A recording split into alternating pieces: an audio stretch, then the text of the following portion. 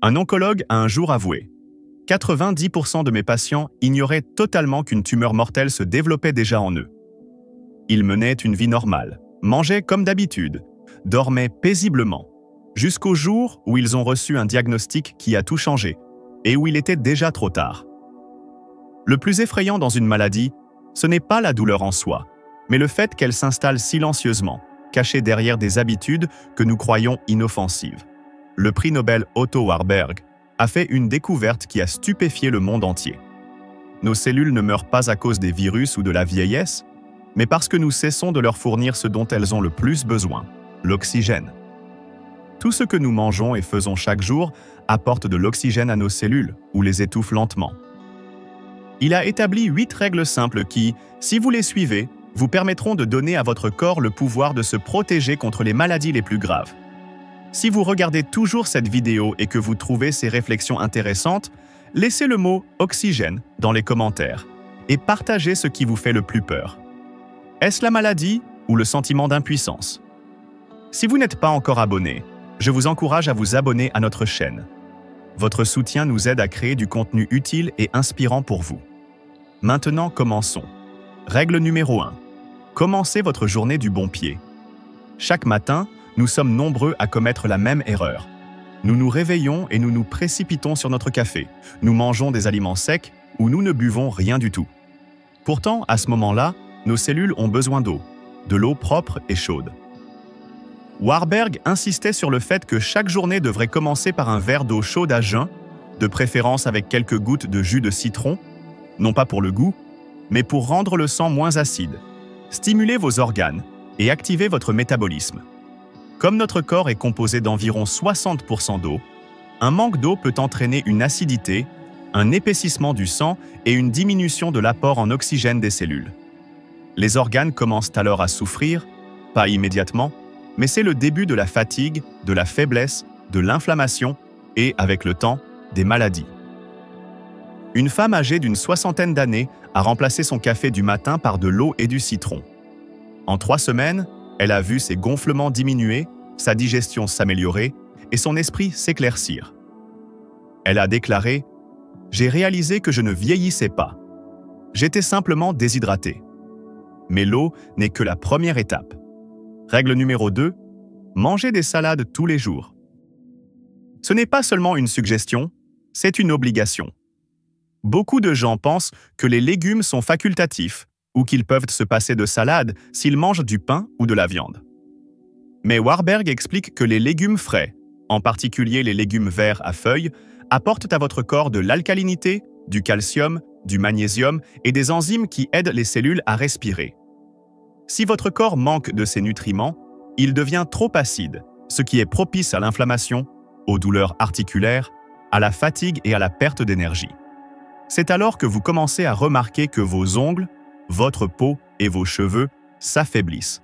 Non pas nécessairement parce que vous vieillissez, mais parce que vous êtes acide. Une salade quotidienne assaisonnée de jus de citron et d'huile d'olive n'est pas seulement un conseil diététique, c'est un moyen de redonner vie à votre organisme en faisant de la nourriture un allié et non un fardeau. Mais même si vous ajoutez des salades à vos repas, il existe une autre habitude qui peut nuire discrètement à votre santé: le grignotage. Et c'est là que la plupart des gens font de mauvais choix. Règle numéro 3, le grignotage. Lorsque la faim se fait sentir entre les repas, nous sommes nombreux à nous tourner vers des aliments sucrés, salés ou riches en féculents, comme les biscuits, les crackers ou les bonbons. Nous pensons peut-être qu'il s'agit d'une petite gâterie, mais Warburg voyait les choses différemment. Chaque petite collation est un pas vers la rupture de l'équilibre sain de votre corps. Le sucre et le sel sont les principaux responsables de l'acidification du sang. Lorsque votre sang s'acidifie, vos cellules ne peuvent plus obtenir l'oxygène dont elles ont besoin, les défenses de votre organisme s'affaiblissent et vous commencez à vieillir de l'intérieur. C'est pourquoi Warburg conseillait de choisir de meilleures alternatives. Il recommandait, par exemple, de grignoter des amandes, qui sont riches en calcium et en magnésium et aident à maintenir un taux de sucre stable dans le sang et à réduire l'acidité de votre corps. Il mentionnait également la spiruline, connue pour sa teneur en fer et en protéines, et pour ses bienfaits sur le système immunitaire et la santé intestinale. Une femme a un jour raconté comment elle avait remplacé ses sucreries par des amandes et de l'eau citronnée. Un mois plus tard, ses maux d'estomac avaient disparu, son taux de cholestérol avait baissé et son humeur s'était améliorée. « Je me sentais plus légère, comme si un poids avait été enlevé », a-t-elle déclaré. Mais même le meilleur régime alimentaire ne sert à rien si votre corps reste immobile. Règle numéro 4. Bougez. Le mouvement élimine l'acidité. Warburg disait « Si vous ne bougez pas, votre corps s'acidifie. » Et ce n'est pas seulement une figure de style. Lorsque nous restons assis pendant des heures, la circulation sanguine ralentit, la lymphe ne s'écoule pas, les acides et les toxines s'accumulent et les cellules commencent à manquer d'oxygène. Viennent ensuite la fatigue, la lenteur et l'inflammation. Ainsi, même de courtes promenades, monter les escaliers ou faire un peu d'exercice avant de se coucher contribuent à bon fonctionnement du métabolisme, à purifier l'organisme et à booster l'énergie.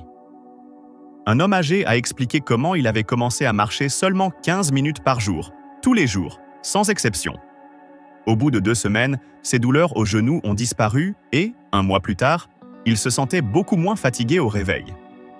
Mais il y a quelque chose de plus important que l'activité physique, quelque chose que nous faisons à chaque seconde sans y prêter attention. Warburg l'appelait la source de vie la plus négligée. Règle numéro 5, la respiration.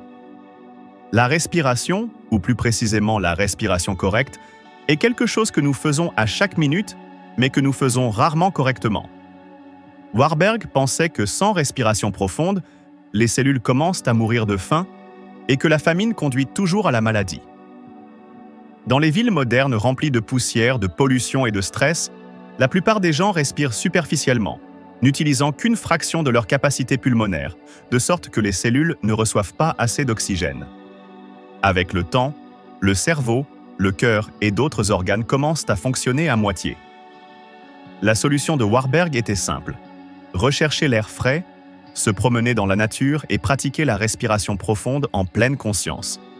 Même ouvrir une fenêtre le matin est un bon début. Il recommandait d'inspirer profondément par le nez, de faire une pause de quelques secondes, puis d'expirer lentement. Un homme de Saint-Pétersbourg a essayé de faire des exercices de respiration quotidiens sur son balcon. En une semaine, sa tension artérielle s'est améliorée et ses maux de tête ont disparu. « C'était comme si j'avais remis mon cerveau en marche », a-t-il déclaré. Mais même une bonne respiration ne suffit pas si vous mangez la mauvaise viande de la mauvaise manière. Règle numéro 6, la viande, amie ou ennemi. Ce n'est pas la viande en soi qui est toujours nocive, mais la façon dont elle est préparée. Les viandes frites, fumées ou grasses surchargent l'organisme, augmentent l'acidité du sang et favorisent l'inflammation. Warburg suggère de privilégier les petites portions de viande maigre, bouillie ou cuite à la vapeur, une fois par jour, environ 150 grammes. Il ne s'agit pas de supprimer complètement la viande, mais de maintenir un équilibre. Il recommande également de faire des jours de jeûne ou sans viande pour permettre à votre corps de se reposer. Une femme se souvient avoir adopté la viande bouillie et commencé à faire un jour végétarien par semaine. En un mois, ses douleurs abdominales ont diminué, son taux de cholestérol a baissé et elle se sentait mieux dans l'ensemble. Mais même une viande de qualité ne vous aidera pas si vous avez un ennemi caché dans votre assiette. Beaucoup de gens pensent que tous les légumes sont bons pour la santé, mais ce n'est pas le cas. Règle numéro 7, les légumes potentiellement nocifs.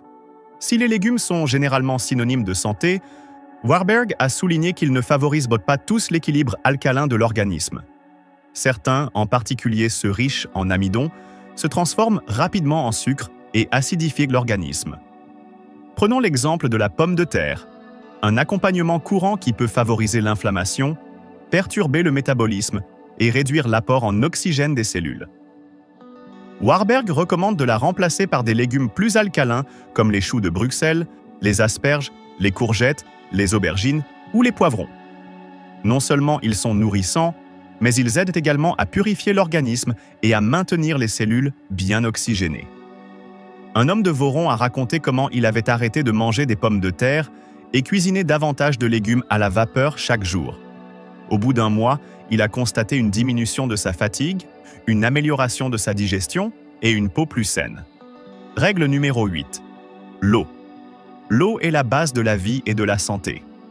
Lorsque vous ne buvez pas suffisamment, le corps commence à puiser l'eau dans vos organes. Warburg a souligné que les cellules ne se contentent pas de boire de l'eau.